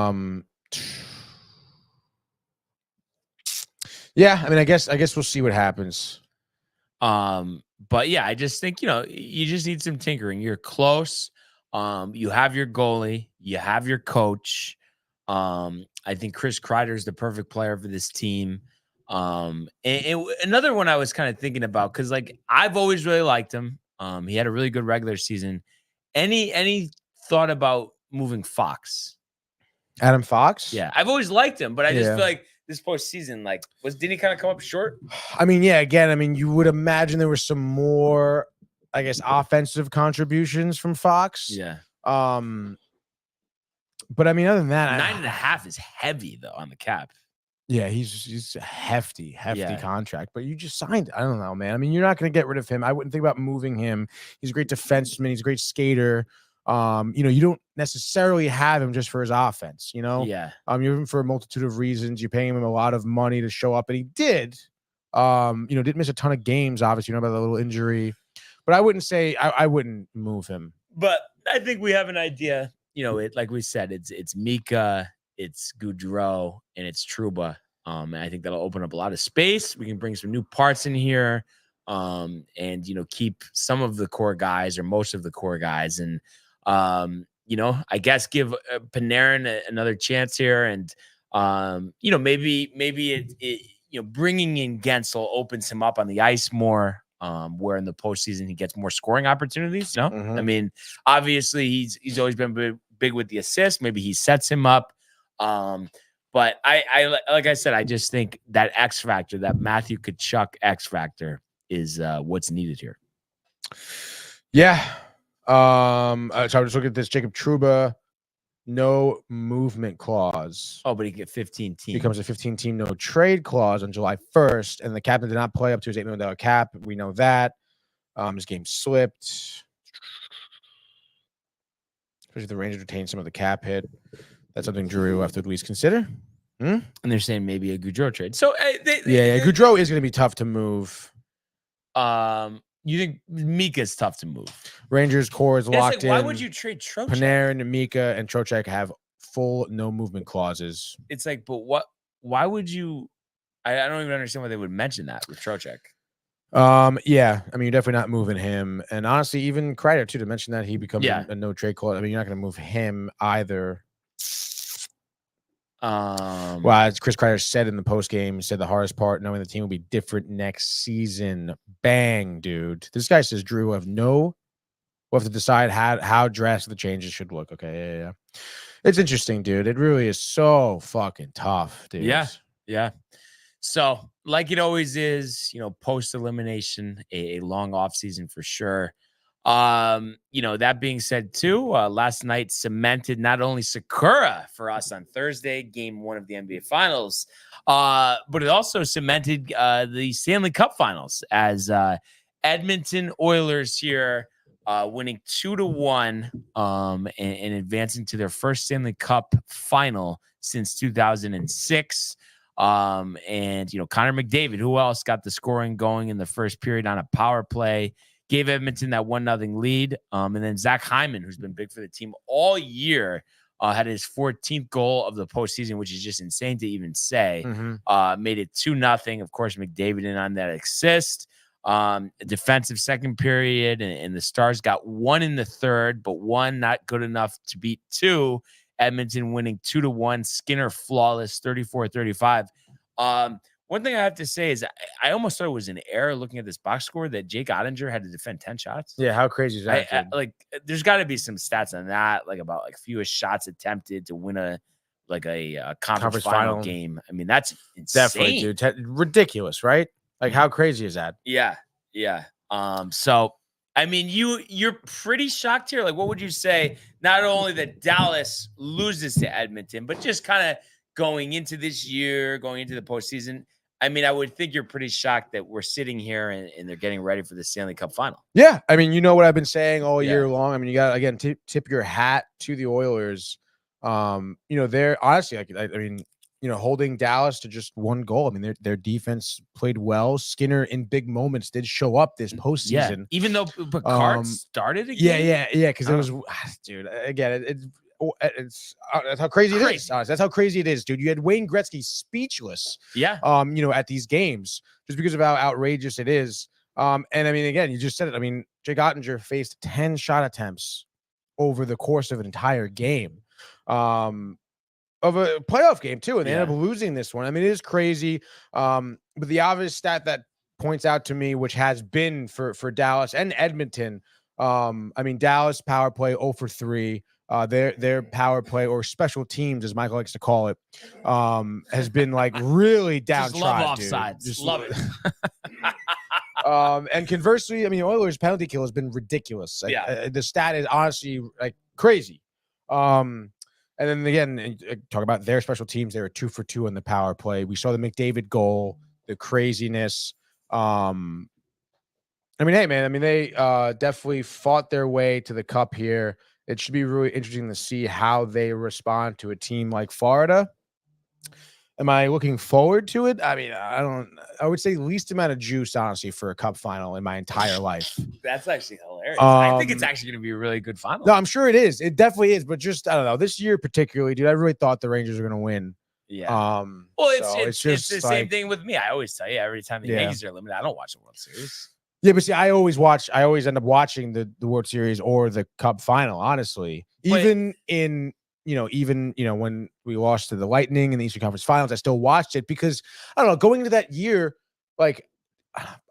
Rangers fans kind of knew, wow, this Lightning team, it looks like they're about to be a dynasty, Right. And they were, dude, but this year it was, the Rangers look like they're about to win the Cup. That was truly the sentiment that I believed in. Where, like I said, in any other year, it wasn't really like that. It wasn't absolute certainty for me. I know you say that now. I mean, game 1 not till Saturday, but I feel you're gonna end up watching it. Yeah, I mean, again, it's Saturday night. If we're at the bar and it's on, I'll be watching for sure. Again, I always at the end of the day end up to watching, tuning in to seeing the cup get hoisted. Yeah. I think that's like a sick occasion in sports. But it is, dude. It's gonna be bittersweet, I guess. Way more Florida minus 125 for the series. What's your prediction there? My prediction is that Florida is gonna win. I think Florida is gonna win. Honestly, I think that they have. So far, they've succeeded where other teams haven't in terms of stopping teams. Yeah, like they stopped Boston, they stopped the Rangers, offensively speaking. They really did put a screeching halt to a lot of what other teams are trying to do. And I understand Edmonton, I would say, is the best at what they're trying to do offensively. But I mean, you did see Dallas kind of stop them in a big spot. You saw Ottinger stop them in big spots. A lot of 1-goal games too in this series against Dallas. And I would say Florida is, again, arguably better at what Dallas was trying to do. So I say Florida does have that edge. And I mean, I don't know, man. I mean, I think the East was just more competitive in general too. So how many games? I mean, I guess I could see Florida in 6. Yeah, I had a feeling I think it's going to go the distance. Do they make it go 7? I don't know, man. But I think it's going to be a crazy series. I mean, anything with this Oilers team, I think will be, and then just adding, the absolute physicality that Florida brings. Not to mention, the mindset of their fans too. Florida's a crazy place, dude. So I think that it's going to be definitely entertaining. I'm going to say Oilers in 7. Really? McDavid overtime game winner. Yeah. Zach laughing. He knows it. Ridiculous. And then it'll be interesting. And I know Michael is Ralph with this too. And then I think for you, the Oilers slander, it's over. That's it. I think anyway. I don't know if it'll be like you'll find something like, oh, they got lucky, this and that. But that's just my prediction. I don't know. Right. Like, is that what you're? Well, I mean, again, if they went outright, that's great, dude. But I'm saying, are you still gonna look at them? Oh, they're not that good, and like all that stuff. Honestly, I mean, no, it'd be really hard to say they're not that good at that point. After winning the cup, because it is, obviously they are good. But yeah, I mean, there's not much you could say at that point. And what would you say? Like, what is it? Just simply the reason why you underestimated them and didn't think they would get to this point is because of their defense. You didn't see this. Yeah, I mean, their defense and their goaltending is showing up like drastically, And I think McDavid does take a little bit of a different role this year as more of a setup man, and I think we've seen that. I think over the course of the whole season. I mean, look at Ramiro Mendoza and Jeff Nelson. Yeah, I mean, important pieces of those Yankee dynasties. One of them, anyway. Certainly, dude. It's just interesting how it just right away, dude. It's a setup, man. I mean, what else are we talking about here? Yeah, hockey. But it's similar. It kind of is, though. They're setting the table for Rivera. It's the same thing with McDavid setting the table for Bouchard, for Hyman, for Nugent Hopkins, for Kane, for Draisaitl. It's true, though. Yeah, no, I mean, it is true. And, I think that's probably a big difference there. What are you looking at, Michael? The Oilers score? But the only thing I have to say that's a little bittersweet, Michael, is I feel like this cemented the win last night. McDavid not coming to the Rangers. He wasn't going anyway. There's no way. If they had lost first round playoffs, no. Yes. But the problem is he's got his youth coach as the coach now, and then they're in the cup. They're not trading him. He doesn't want to go, so that's the problem. So for once, Tony, I will agree with you right now. Anyway, not trading. That guy's gonna be an Oiler for life, dude. Well, especially if they're winning cups. But hopefully, this is the only one, and the Rangers are back at it. But it is tough, though. I had to say, like, I really, like, I was, how I said I thought it was over after they lost Game 5, but just before Game 6 started, I started getting that feeling again that they were gonna pull it out. But of course, same thing that we had saw as to why they didn't win the other games, the offense. So hopefully the trades happen. And I don't know. I mean, I have to say, I mean, maybe something will come about that I don't see coming, but I'm going to be pretty disappointed though if they don't get Jake Gensel, honestly. So I just think they need him. At the end of the day, they need him. That's the addition. And I really just think it takes the team to a whole new level, especially getting rid of some of those guys that are overpaid, overrated, whatever you want to call it. I mean, I think it's just net like a huge victory for the Rangers. Yeah, and I guess we'll see what happens. Also, Igor in a contract year, especially if they don't give him an extension this offseason. Also, how about the goaltending coach taking a step back? Yeah, I heard about that. Do you think that's a big deal? The only thing I was thinking is like, I feel like Igor is as good as like he's gonna be. No, yeah, I mean that's a big deal for the future. I mean that guy, created so but many also great he's still goaltenders. like gonna be around, but it's just not day to day. And like if Igor's in a slump, I'm sure he can call him. So like for Igor specifically, he's gonna be a Ranger for life. I don't think it's gonna change anything. No, definitely not, dude. Yeah, and even to have at that point, I mean, you have Igor there. Quick as well. Yeah, you have Quick, and then again, I think Quick has one more year. Yes, he does. But after that, you'll have Igor to help out whatever other young goaltender you have. So yeah, I mean, obviously it's tough. You get a little worried because of how much success that guy has had with the Rangers organization. Is it pre-Hank or no? I don't think. I mean, I think no, he was around before Hank, but it wasn't like 94. Yeah, no. Okay. But still, you have Hank, Ronta, Cam Talbot. I mean, all tenders that still have careers. Who do you think is going to be the goalie for the Devils next year? Maybe like Capo Kakkonen, Matthew Ryan. Like, don't even start with Igor. To say Igor sucks and is overrated is just it's really out of pocket, and it's just wrong. It's just a false statement. That's ridiculous. Exactly. He's not overrated. And they didn't lose 4 straight. They lost 3 straight. So get that one right as that, well, dude. But that's that. That's enough. Up. Nice going, gone. Let's go to the world of Major League Baseball.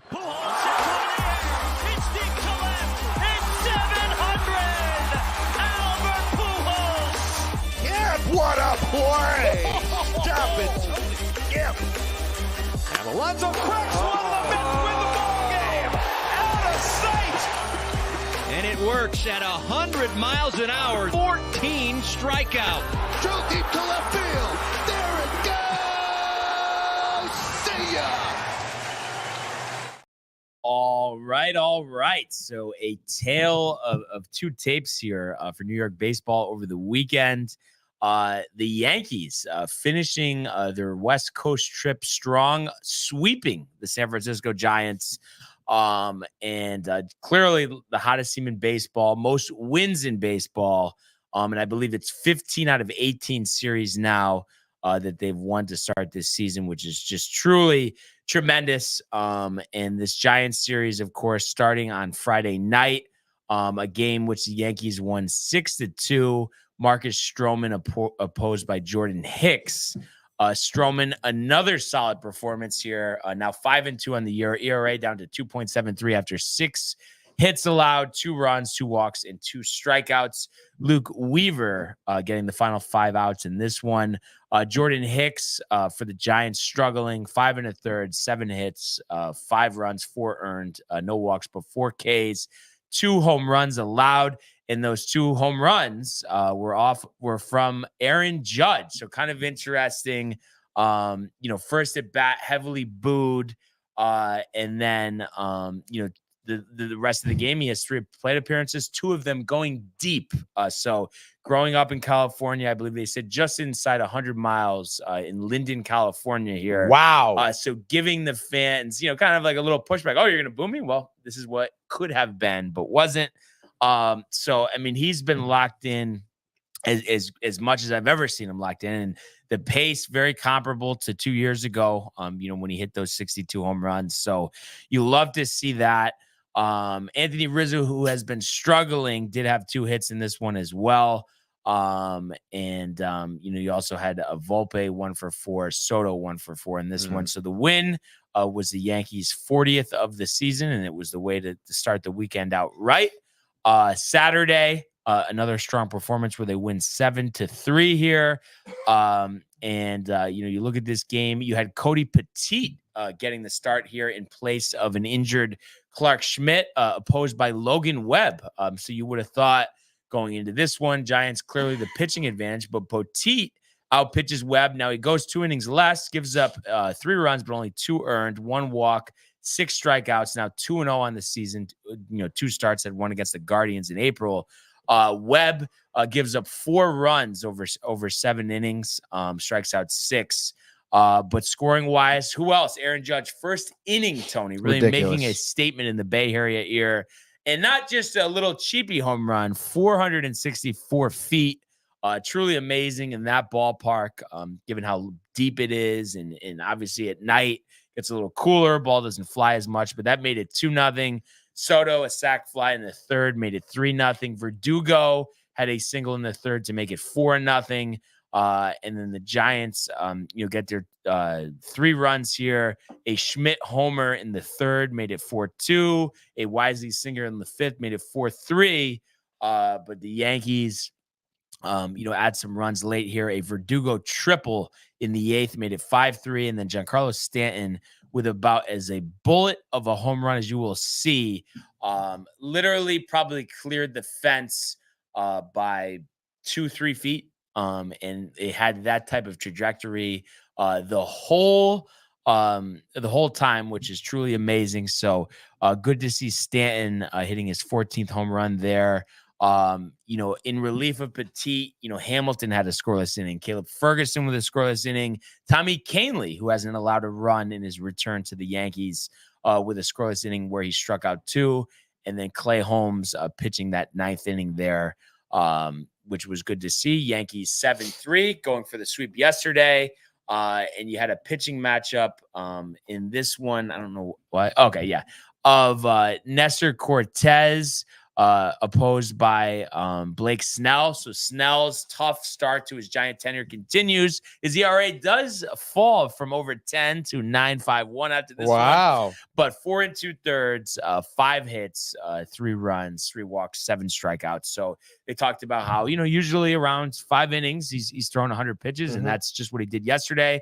Nestor has struggled on the road. Wasn't great in this one. 7 hits allowed over 4 1/3, but kept the Yankees in the game. Did have 7 strikeouts. ERA now sitting at 3.46. And you look at the scoring in this one. Juan Soto with a bomb to right center in the 1st. 430 feet made it 1-0 Yankees, but Giants answered back with a single in the 2nd to tie the game at 1. A Ramos homer in the 3rd inning makes it 2-1. Schmidt, his 2nd home run of this series, made it 3-run in the 4th. Verdugo tying the game, though, in the 5th with a double to make it 3-3. But then you had Ramos, who had homered earlier in the game with a single to 2-run single there in the 6th. Off of Dennis Santana, so that made it 5-3. And the Yankees had to do a 9th inning rally, which they successfully pull off against all odds against Camilo Doval. You had a Anthony Volpe triple that scored Jose Trevino, and then who else in the big moment? Juan Soto, a 2-run homer to right center, 398 feet. Beautiful hit. Made it 6-5. I mean, it's unbelievable. Time after time after time again this year. Juan Soto in a big moment when you need him. It started in the Houston series, and it's continued ever since. That made it 6-5. And then Stanton with an insurance run on a ground rule double made it 7-5. Clay Holmes getting the job done in the 9th, his 17th save of the season. Yankees 42 up, 19 down.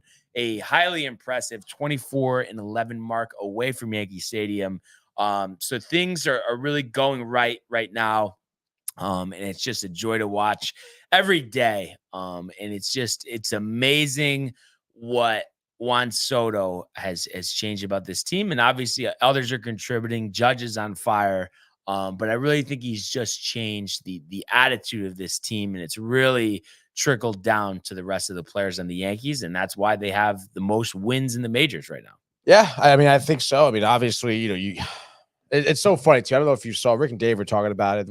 I think whatever San Francisco radio or television thing were saying how Judge wouldn't didn't want to come to California, didn't want to go to the Giants because he wouldn't able to be hitting home runs at this park. Yankee Stadium is a joke or whatever.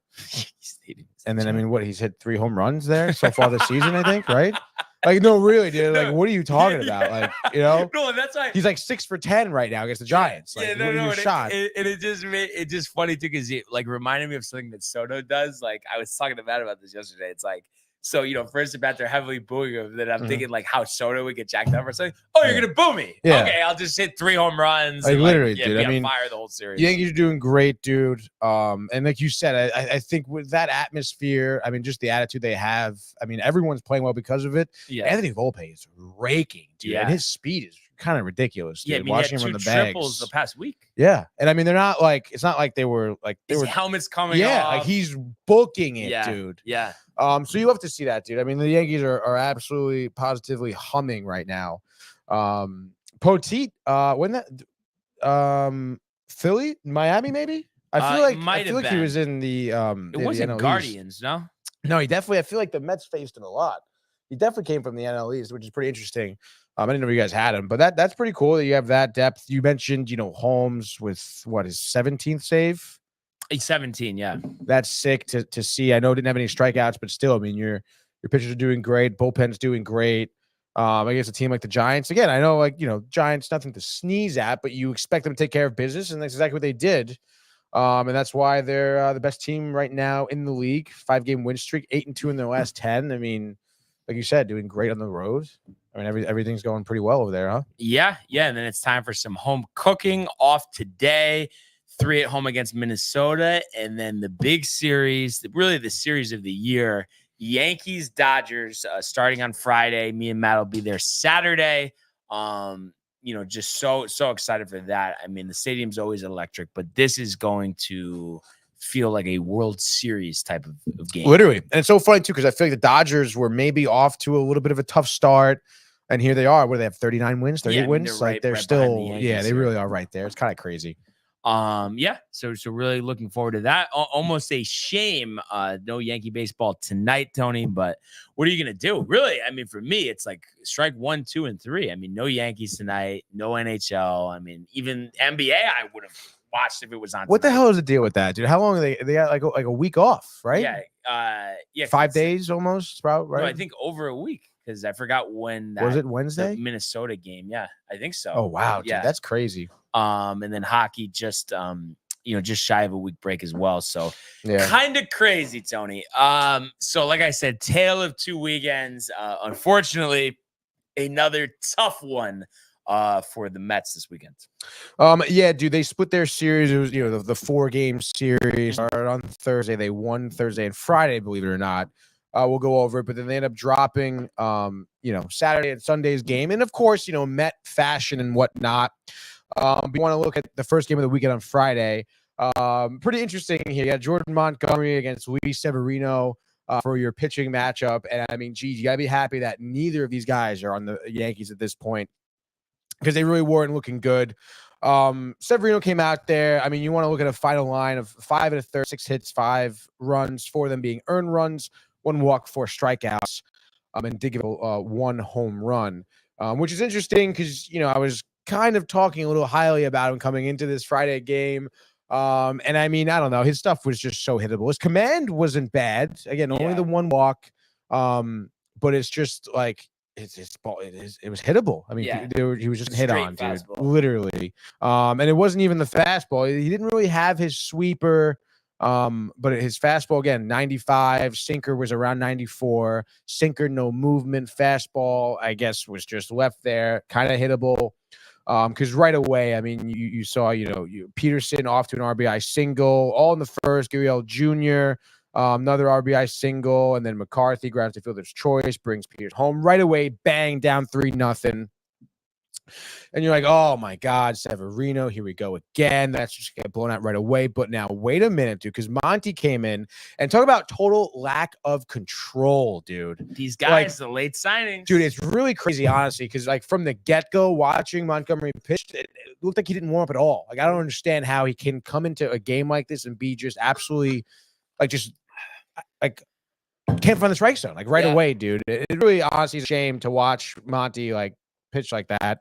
But nonetheless, you get a Marte triple, which actually is bases clearing at this point. I believe Lindor had a leadoff walk.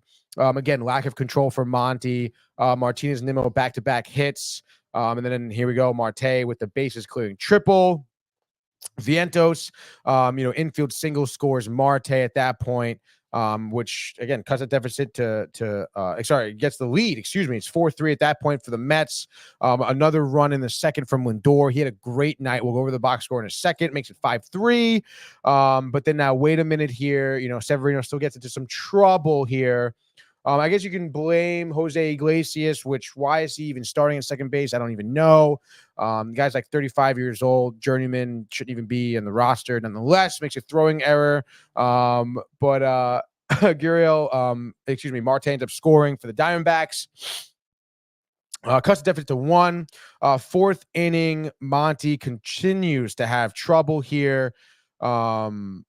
Alonso double scores Nito. Marte with an RBI single, which scores Alonso. And Vientos, again, continues to hit well. RBI single. I feel like every single time Vientos is up, Martinez is on base. Vientos has been getting the hits. Love to see that from those two guys, honestly. In the lineup, really, that like 1-2 punch is pretty impressive. Yeah, no, I've noticed that. Which is great. Yeah, again, I mean, like in veteran youth, that's such a great little yin and yang action there. Too bad the rest of the team isn't really that great. Speaking of Martinez, he does get his 5th homer as a Met. Bottom of the 6th here, 2-run homer with Nimmo on, makes it 10-5. And you're thinking, all right, going to the 7th inning, you feel really, really good. But pump the brakes a little bit. Because in the 9th, Diamondbacks do make a push here as Reed Foley does give up 2 runs. One of them being a home run to Jock Peterson, who, of course, I feel like, especially against the Mets. I mean, I feel like this guy is always hitting a home run, dude. The Giants, the Braves, dude, like kind of crazy.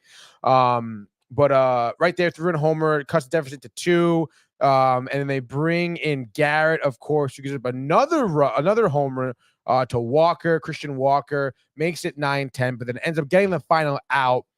So the Mets do end up squeaking that win away, 10-9. Pretty crazy to see the Mets score in double digits again after the lowly offensive performances they were putting out there. But look at this box score. I mean, everyone was hitting, dude. Literally everyone had at least one hit.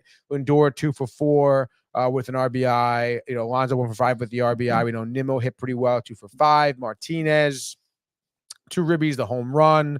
Marte was 2 for 4. Vientos 3 for 5.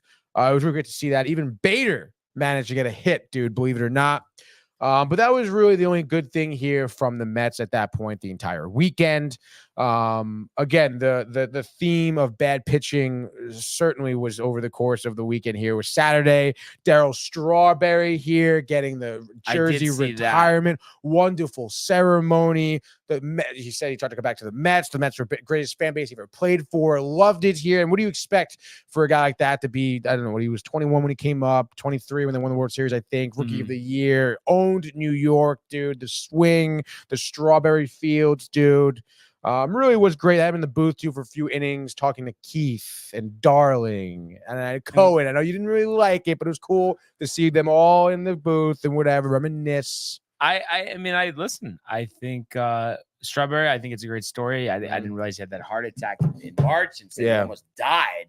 So he said he's so crazy. Grateful every day. So something like that. I mean, who's not going to appreciate that story? Yeah, and it really was. Sometimes these jersey ceremonies can be kind of weird too, but I thought it was great. Very well done. Very heartfelt.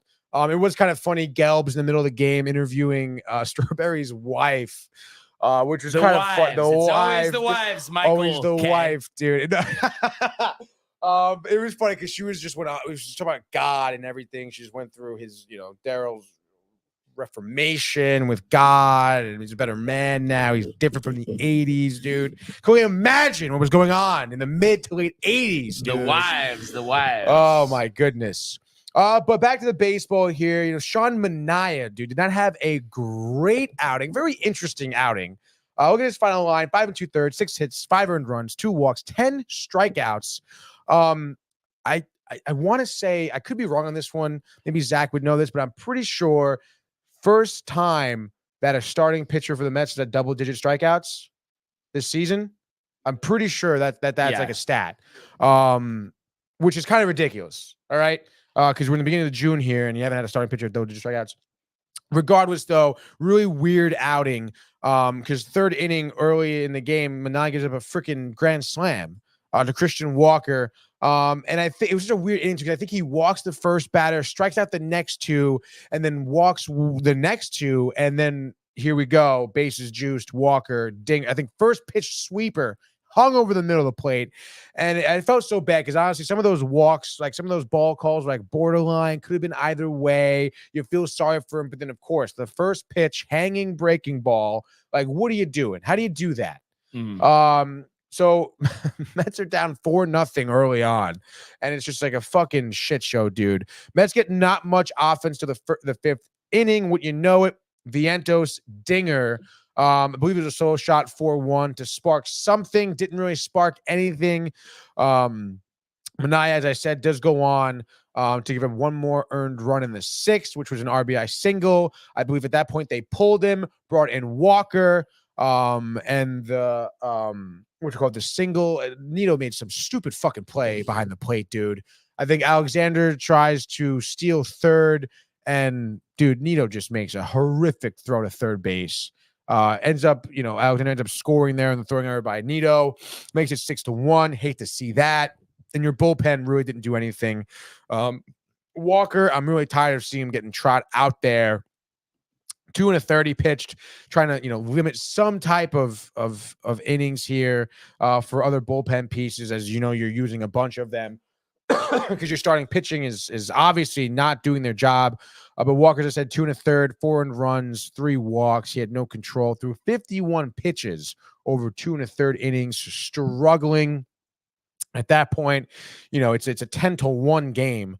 Late in the 9th, I guess the Mets try and come back. Nito with a ground out RBI. Iglesias reaches infield single, scores Bader. Alonso, the late 2-run homer, makes it 10-5. But Newman there, not Newman, Sewald there does come in for the final out for the D-backs there, closes out 10-5, but you saw that one coming. It's tough. Strawberry day. Could not get the dub. Let's move on. Sunday also can get the dub. Jose comes in here, 4 innings, not eating up any innings. You use like 7 fucking bullpen guys. And it's just, again, the story of the Mets so far. You're just trotting out Diekman out there in a big situation. What do you expect? He's up 2 earned runs. Marte homers in the 9th there. Ketel Marte, that is, for the D-backs. The wrong Marte, dude.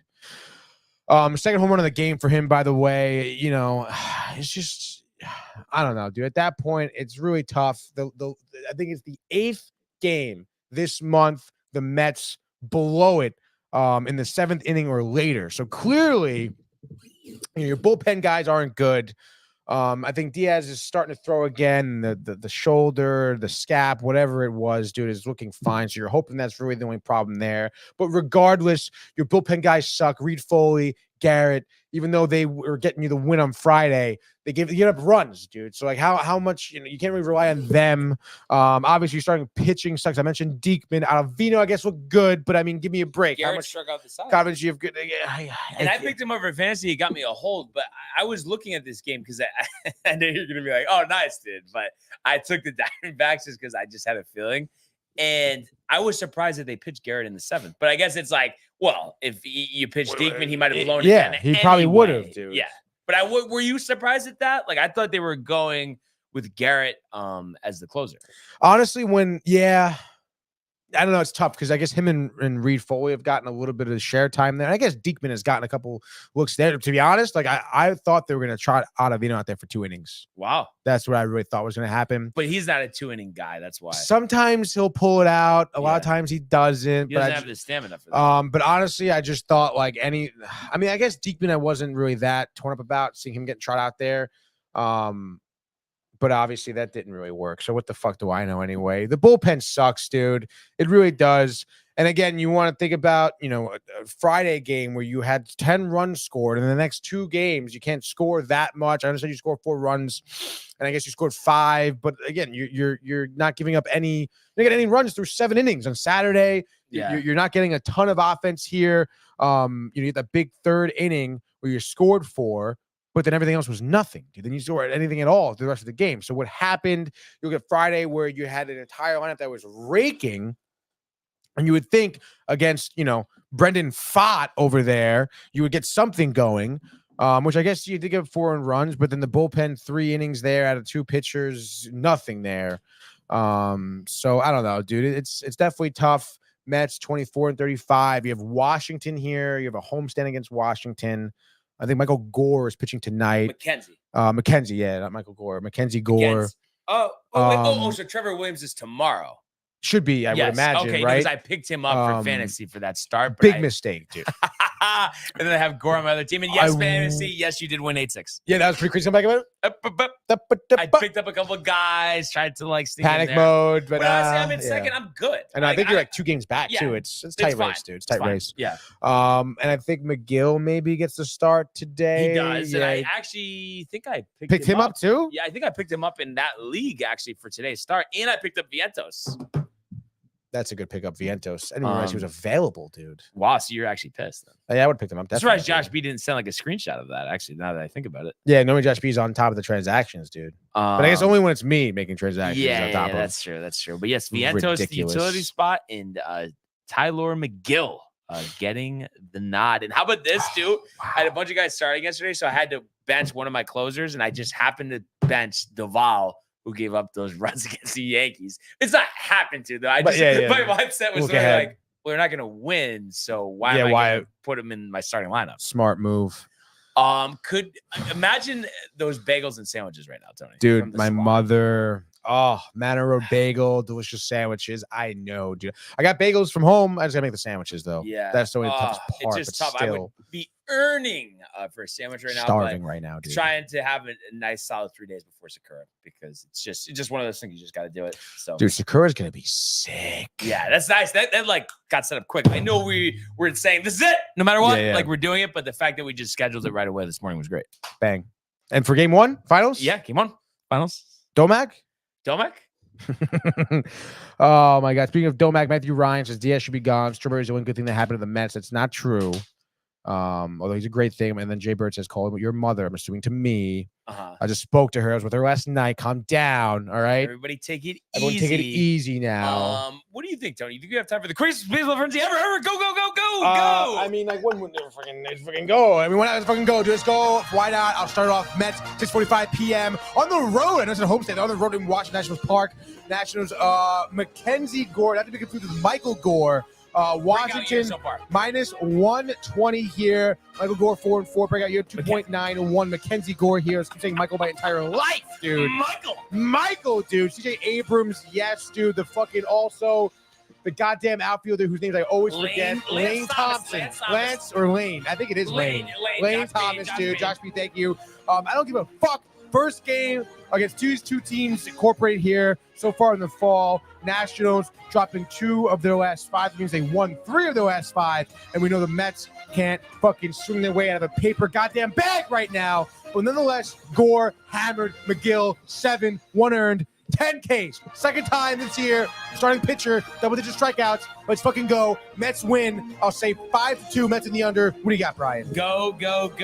I am going to go with the Philadelphia Phillies hosting the Brewers 6:40 tonight. TBD for the Brewers. Zach Wheeler on the mound. All I need to know, Phillies right behind the Yankees for the most wins in the majors is 0-9, repeating itself. Is it destiny? We will see. But give me the Phillies here. I'm going to say 3-0. Bryce Harper, 3-run homer in the 5th. The difference in this one, Phillies, the under, go. Absolutely love that here. Going. God! Over there at Minute Maid Park. Let's go to the Houston Astros taking on the St. Louis Cardinals. Kyle Gibson on the mound against Justin Verlander here. Both pitchers with respectable numbers. First time these two teams face each other. Astros coming off a loss against Minnesota. We'll look at Verlander's last few starts. Pretty solid. Seattle, 7 innings, 1 earned run. Oakland, 6 innings, 1 earned run. Some trouble against the Yankees this year earlier on, I think last month. But nonetheless, he's going to fan another double-digit strikeout, 11 Ks. Cardinals going down here. Astros win. I'll say, 3-2. Astros in the under. All right, I'm going to go with the Padres in Anaheim here. You got Matt Waldron, the knuckleballer, going up against a Tony favorite, Tyler Anderson. That's right. Anderson playing with fire his last start against the Yankees. I dropped him. This is when he gets absolutely hammered. I'm going to say Fernando Tatis will hit 2 home runs off of him. 3 overall for the game. An absolute onslaught. Waldron 7 scoreless. Padres 9-2 over the Angels. Padres in the over. Padres in the over. Good call there. Next pick, last pick. I guess I'll go with the Orioles here. Rodriguez in the mound. Again, respectable numbers here from Grayson. 3.53. 5-2. Obviously getting a lot of run support here. I I say maybe both pitchers get into a little bit of some jams here. Maybe Dalton Varsho, 11th home run of the year, helping my fantasy team. Ryan Mountcastle with a few hits, who knows? Gunnar Henderson looking for that elusive 20th home run of the year as well. He'll probably get it tonight. I say Orioles go on an absolute hitting offensive bonanza. They win this game. I'll say 6-5. Give me Henderson, top of the 10th, solo shot, or I guess 2-run homer at that point.